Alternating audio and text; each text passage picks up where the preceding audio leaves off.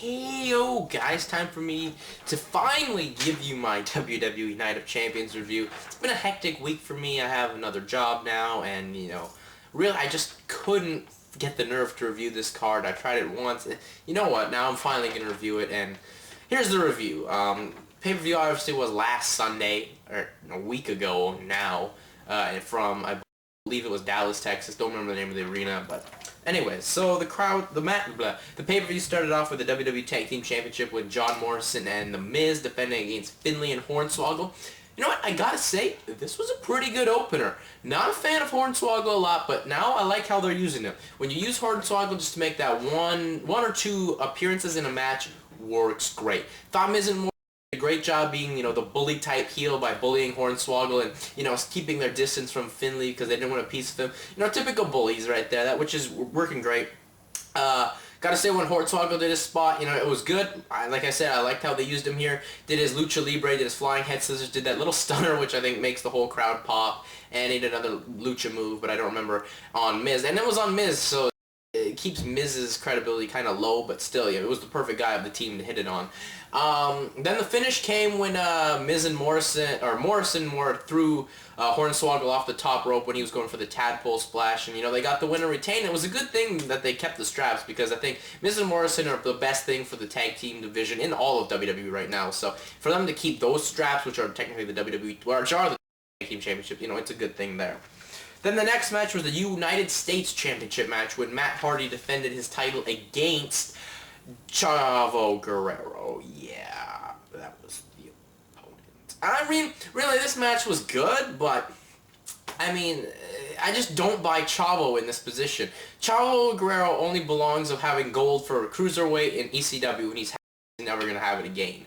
Because the Cruiserweight belt is dead, and I don't see him being ECW champion now that they've switched up the rosters. Chavo, this match was your generic, your typical heel works on the babyface's knee to get the heat, and then, Matt Hardy stole a victory out of nowhere to kind of keep Chavo strong, but really, it didn't do that much for me. I didn't have a big problem with it, but it lacked something, which I think the whole pay-per-view in general did. It just lacked something, and I don't know. At least Matt Hardy got the win when he reversed the third try for the Three Amigos, and, I thought Bam Neeley did a good job selling the whole thing. I gotta give that kid props for doing that, but really, other than that, this match was just eh. And considering both guys ate the pin on the draft edition of Raw, who really cares about this match? So still. Anyways, then we went, if the crowd, they were into it a little bit, and then this match will just bring you down to your knees and just ask, stop. Please stop.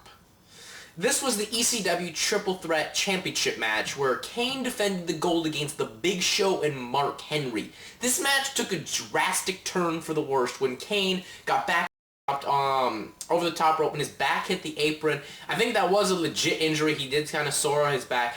And then the whole match there relied on Mark Henry to work a match with Big Show. Big Show, since he's lost the weight, become a hell of a worker.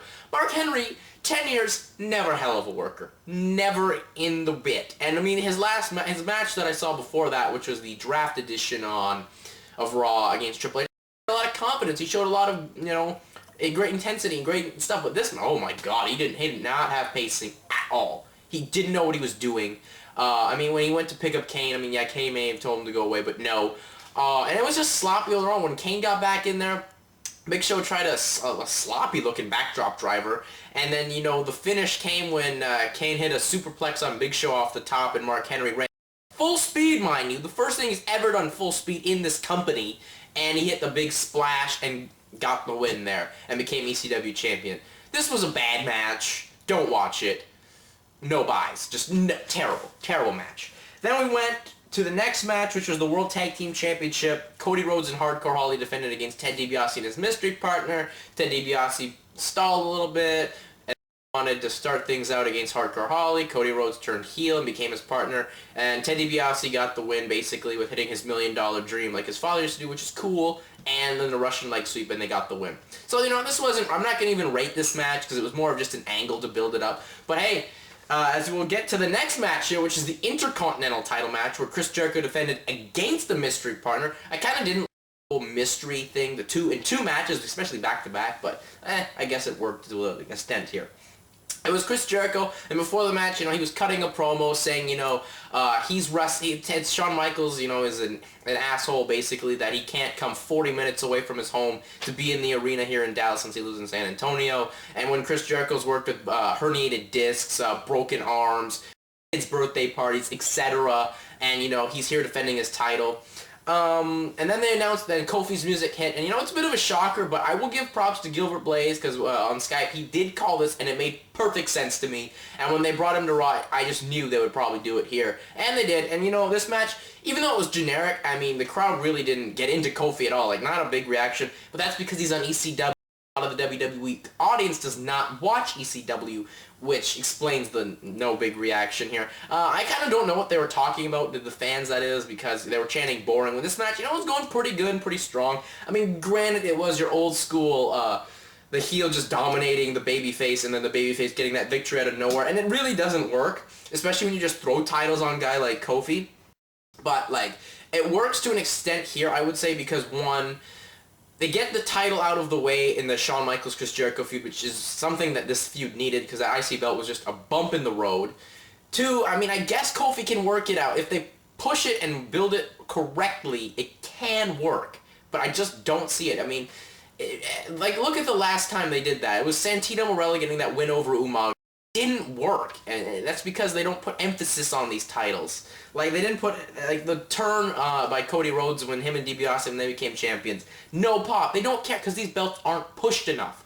If you look at the belts that got the big reaction other than the WWE and World Heavyweight, it's really just your Tag Team Championships and even your U.S. Championship now to an extent. The U.S. Championship's the big secondary company. But then, the finish, like I said, it was just too old school 1980s babyface victory.